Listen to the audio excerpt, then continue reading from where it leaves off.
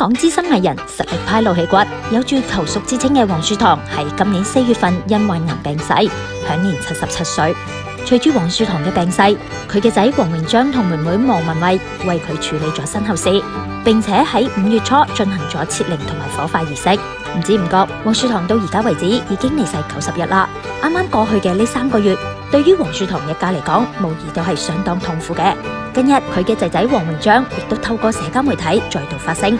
透露咗佢已經遵循咗爸爸黃樹棠最後嘅遺願，舉行咗一場綠色殯葬，引發咗外界唔少嘅關注。從黃榮章喺社交媒體上邊發布嘅圖片同埋貼文可以睇到，黃樹棠遺願並唔係入土為安，反而係希望將自己嘅骨灰撒入花園，滋潤土壤，將愛遺留喺人間。